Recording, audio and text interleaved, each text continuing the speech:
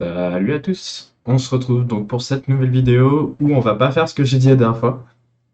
On va pas faire les formulaires dans cette vidéo, on va plutôt mettre en place une zone administration sur le site.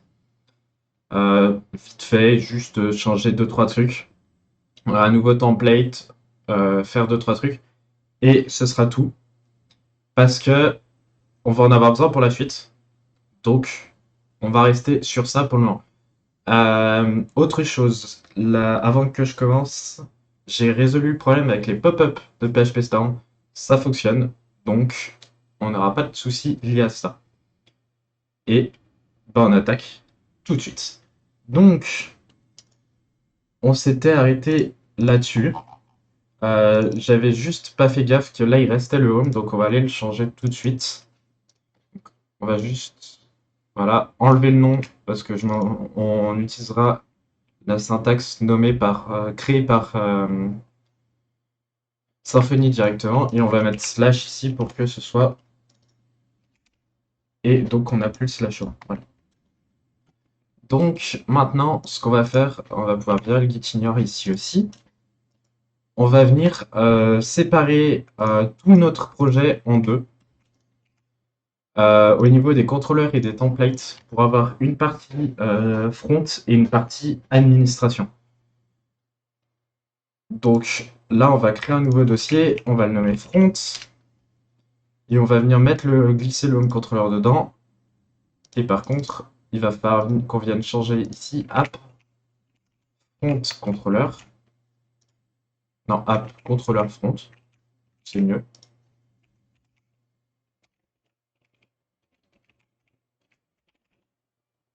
Voilà. Et on va faire pareil dans les templates. On va créer un dossier front et où on va venir mettre tout ça dedans. Et voilà. Donc ça va poser deux, trois problèmes. Déjà ici, il va falloir qu'on vienne rajouter le front. Et dans l'index, ici, ici aussi, on va avoir besoin du front. Et dans le base, on va aussi avoir besoin du front ici. Voilà. Donc maintenant, on va créer l'admin. Donc pour ça, on va créer un nouveau contrôleur. Donc comme dans la dernière vidéo, d'ailleurs, je vous invite, si vous ne les avez pas vus, à aller les voir. Je vous les mettrai en fiche informative. On va créer un nouveau contrôleur. Et ce coup-ci, par contre, on ne veut pas le mettre dans le dossier contrôleur directement. On veut le mettre dans un sous-dossier. Donc pour ça, ce qu'on va faire, c'est on va attendre que Storm finisse de charger.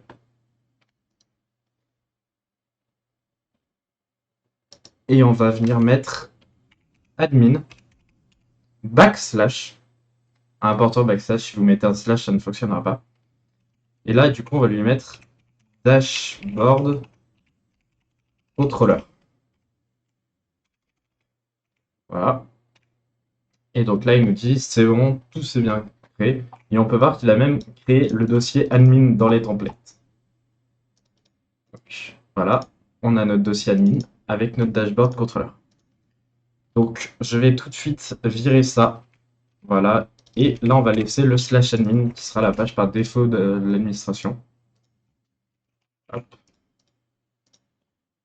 Et on va venir virer ça.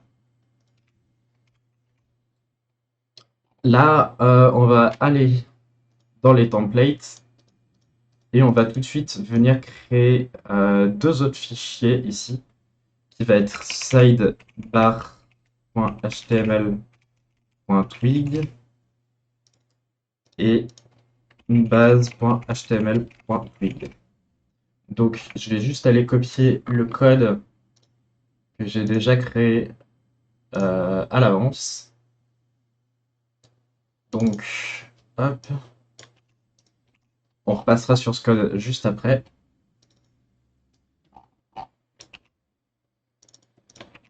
Hop, et dans dashboard, le index, je vais venir le copier aussi. Hop. Donc on va pas l'exécuter tout de suite parce que on va hop, fermer tout ça, venir ici.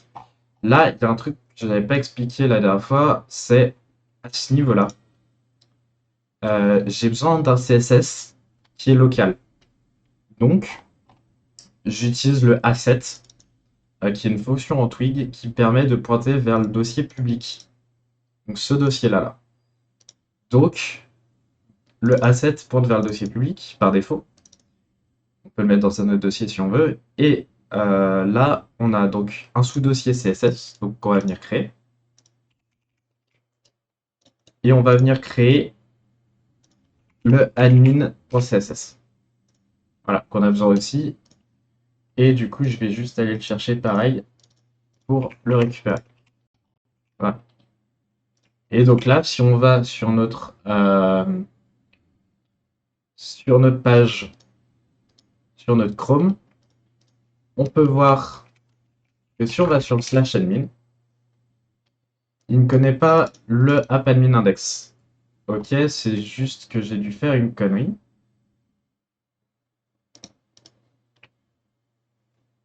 Donc, on va aller tout de suite dans src, contrôleur, admin, dashboard, contrôleur. Ah oui, non, c'est normal. Le app article index, c'est juste que je suis allé un petit peu trop vite. C'est que j'ai copié un truc qu'il fallait pas. Du coup, on va juste aller le supprimer tout de suite. Dans le admin, dans la sidebar, voilà, c'est celui-là qui veut pas. Donc on va juste lui donner voilà, un truc vide.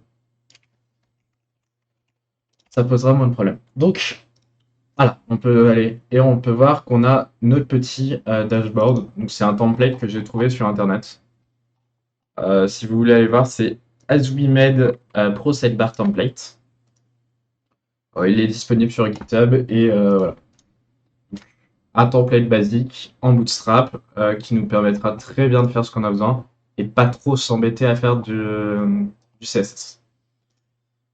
Donc maintenant, ce qu'on va faire, c'est que avant de se quitter, on va avancer un peu là-dessus pour qu'on puisse la prochaine fois arriver et directement attaquer sur les formulaires dans la prochaine vidéo. Donc, on va venir créer un nouveau contrôleur pour la gestion de nos articles. Donc, on va venir toujours pareil, sfc make controller. Et là, on va l'appeler admin / article contrôleur. Et voilà. Donc, hop, on a notre contrôleur article. Et donc là, pareil, je vais virer le nom parce que personnellement, j'utilise le listing de Symfony qui va par défaut, le nommage de Symfony qui va par défaut, alors, il va prendre le namespace ici. Donc, il va prendre app underscore. Il va virer le contrôleur parce qu'on sait, les routes, c'est que dans les contrôleurs, donc on le sait. Admin. Ensuite, ça va être le article contrôleur.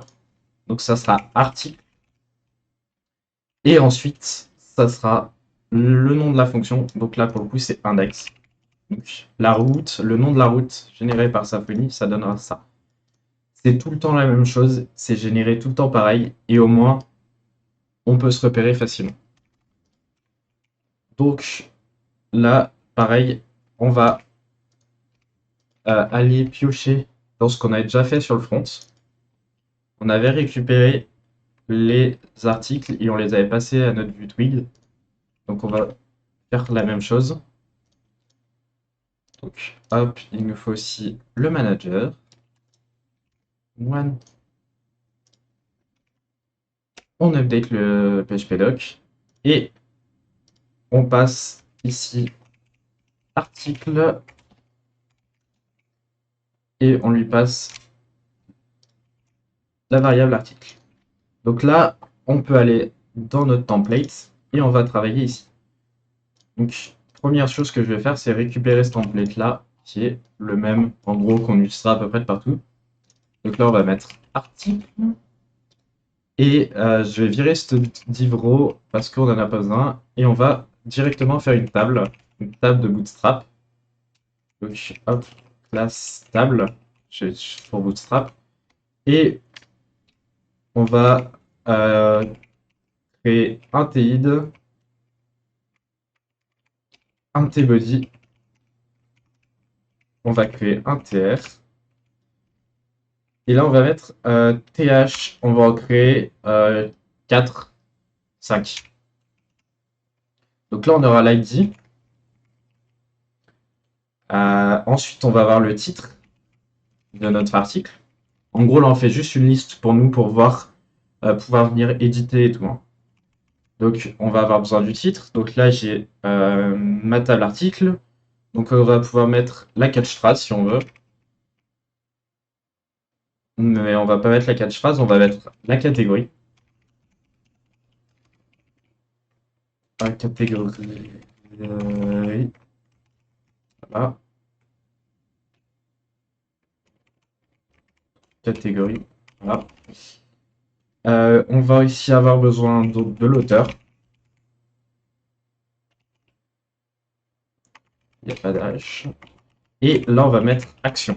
Ce sera tout ce qu'on peut faire sur cette page article. Donc, sur chaque article, on pourra le modifier et le voir. Parce que tant qu'à faire, on fera une redirection sur le front pour directement le voir. Donc, le modifier, le voir et le supprimer. Et maintenant, dans le tbody, on va faire la même chose. On va faire un tr, sauf qu'on va l'entourer. Et ça, on a déjà fait à peu près de ça dans le front d'apport.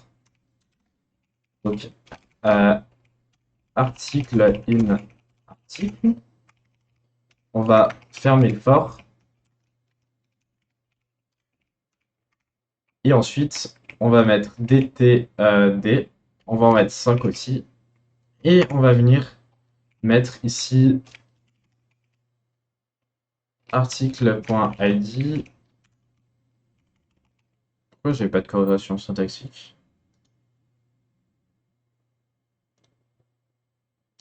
Ok, il a pété un câble. Article.name. Donc ça, c'est toutes les valeurs qu'on retrouve dans notre entité article. Article. Là, on avait dit catégorie, donc catégorie. Là, ça va être article.auteur. Et on va pouvoir mettre en dernier. Ici, on va rien mettre pour le moment. Et si on se rend sur notre page de dashboard, si on clique sur article, on n'a toujours rien. Donc on va venir dans notre sidebar. Allez, PHP Storm. Dans notre sidebar. Et là, on va remplacer ici. Et on va mettre pass. Voilà. Ce que je vous disais tout à l'heure, ce sera toujours app. Ce sera toujours app suivi du dossier dans lequel ça se trouve dans le contrôleur, suivi du nom du contrôleur et de la fonction. Donc là, ce sera app admin article index. Pour le dashboard, c'est app admin dashboard index. Et en fait, si vous respectez toujours la même convention de Symfony, bah, les routes seront toujours nommées comme ça. Et donc là, si on peut aller voir, on a bien nos deux articles, donc qui sont la pâte à crêpes et les gaufres, dans la catégorie cuisine créée par Maxime. Donc, on va juste finir en se faisant nos 3 petites actions. Et ensuite, on n'aura plus qu'à se voir la semaine prochaine pour créer le formulaire pour éditer tout ça. Donc là, on va juste mettre des icônes de Bootstrap. Alors, je connais pas la syntaxe par cœur, du coup, je vais aller la chercher. Voilà. Voilà. Donc la syntaxe, c'est i-class bi et bipen. Bootstrap icône à la place de font awesome. Ça dépend de ce que vous utilisez. Et donc là, on va faire fa. Hey. Je sais pas s'il est disponible. Donc pour voir s'il est disponible, je vais vous faire voir un petit truc, c'est que là dans le base, j'ai inclus mon Bootstrap icône et je l'ai téléchargé. Donc je peux aller dans Settings de PHP Storm. Je vais vérifier que vous ayez bien la pop-up. Et en fait là, donc si vous allez dans Langage et Framework, JavaScript, vous dépliez JavaScript, il y a librairie. Et en fait là, vous pouvez cocher les librairies que vous voulez utiliser dans votre projet et avoir l'autocomplétion. Donc là, nous, on veut l'autocomplétion de Bootstrap, icône et de Bootstrap. C'est pour ça que j'ai l'autocomplétion de Bootstrap aussi. Et donc, on applique. Et en fait, théoriquement, si on retourne sur notre article contrôleur, sur notre vue plutôt, des conneries, si on tape BI- on a l'autocomplétion. Donc, on peut facilement chercher Ace. Voilà, c'est classique, mais voilà, vous avez de l'autocomplétion sur les librairies en passant comme ça. Et donc là, si on va voir, hop, on a nos 3 petites actions qui sont apparues.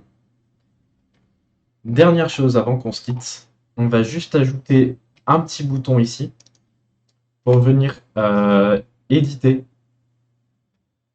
plutôt pas éditer, mais ajouter un article. D'ailleurs, je vais passer ça en H1 parce que je veux que ce soit un peu plus gros.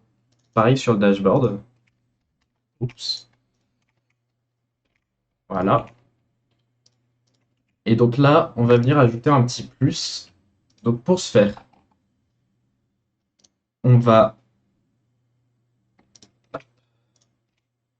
Ici, je vais ajouter un class avec un display flex et un width de 100%. Je vais ajouter un span pour mettre article. Et ensuite, je vais ajouter un A href. Pour le moment, on va rien mettre. Ce sera le sujet de la prochaine vidéo. On va lui donner une classe info pour qu'il soit en bleu et surtout un margin left en auto pour que ça le décale à fond à droite. Et ensuite, là-dedans, on va venir ajouter un icône qui aura la classe BI et BI plus. Voilà. Et du coup, on aura notre petit bouton plus, si on retourne voir, qui s'affiche et où on pourra cliquer dessus pour ajouter un article. Mais ça, on le fera dans la prochaine vidéo. Donc, pour le moment, on se dit à plus tard. Je vous propose de vous abonner, de liker la vidéo, de laisser un commentaire si vous voulez discuter, de partager si ça vous a plu. Et je vous dis à plus, on se retrouve la semaine prochaine.